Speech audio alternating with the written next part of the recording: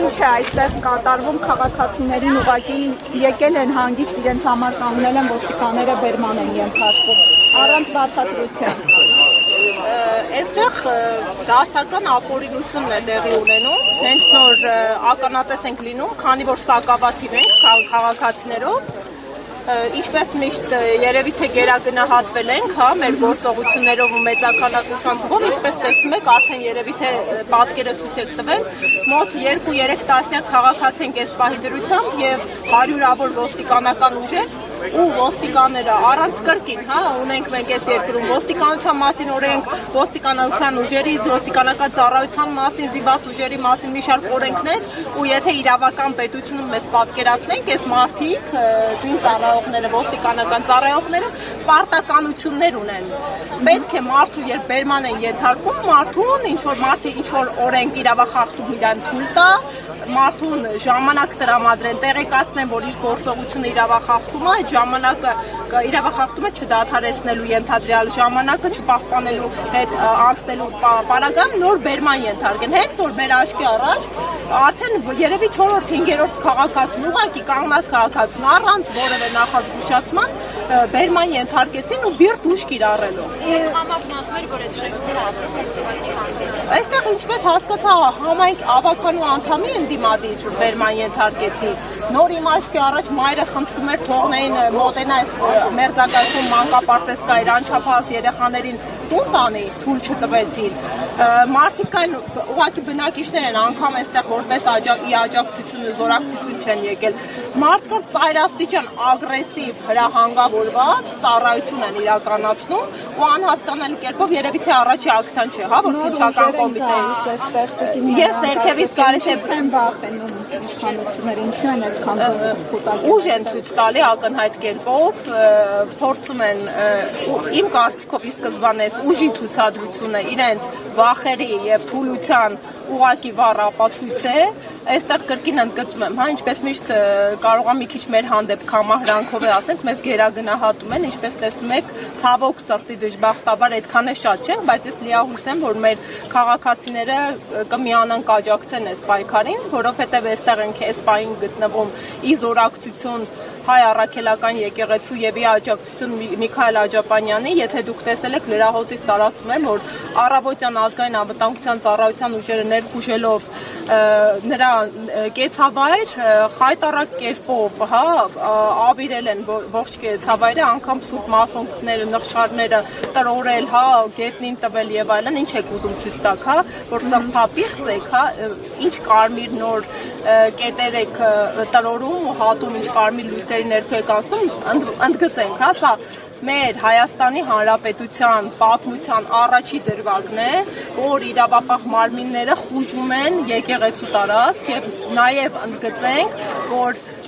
իրենք սա ապօրինաբար են անում։ Ինչ իրավական հետևանքներ այս ամենը պետք է ունենա։ Նախ ընդգծենք, որ ի սկզբանե սա հակաիրավական է, արձանագրենք, որ Նիկոլ Փաշինյանը եւ իշխող ուժը իրավապահ մարմիններին հակաիրավական հրահանգավորումներ են տալիս, որովհետեւ մեր երկրում սահմանադրությունը ամրագրում է օրինականության սկզբունքը, իսկ օրինականության սկզբունքը ասում է, որ վարչապետը եւ մնացած պաշտոնյաները այս երկրում միայն իրավասու են կատարել այն, ինչ իրենց լիազորում է օրենքն ու սահմանադրությունը, իսկ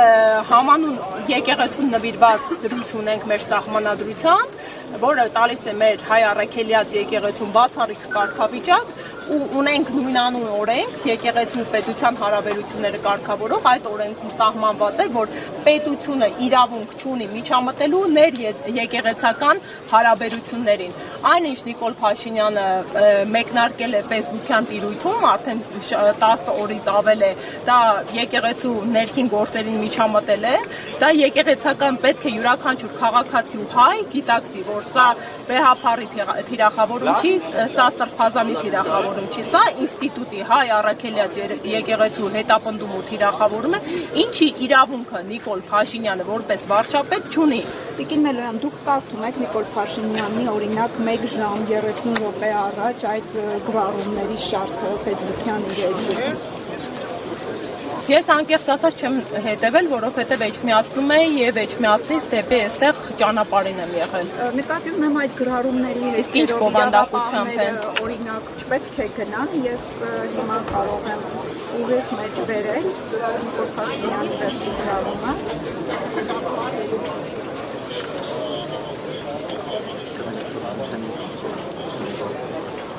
Տեսեք, օրինակ վերջին մեկ ժամ առաջ արել գրառումը, նշում է, որ եւս մեկ աստվածաշնչյան պատվիրան խախտել Սրբազանը ճակերտների մեջ է գրել հնազանդություն իշխանություններին, այսինքն օրենքով սահմանված կարգով կայացված որոշումների։ Ինչ է անում։ Կներեք, սենց ասեմ, հա, եթե անգամ Սրբազանը ինչ-որ պատվիրան խախտում է, դրա քննադատը, դատավորը ու գնահատական տվողը Հայաստանի Հանրապետության վարչապետը չէ։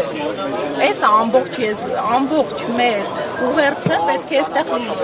Ինքը որպես վարչապետ այս անձը, դու քաղաքացի Նիկոլ Փաշինյան չես ու եթե լիներ քաղաքացի կարող էր ընդհանրապես կարծիք հայտնել Սրբազանի գործողությունների վերաբերյալ։ Դու վարչապետ ես ու կխախտի կուսակրոնությունը, կխախտի պատվիրանը, դա բացառապես ներեկեղեցական խնդիր է, դա ներպետական խնդիր չէ։ Եվ երբ դու այս հարցերի համատեքստում ուղղորդում ես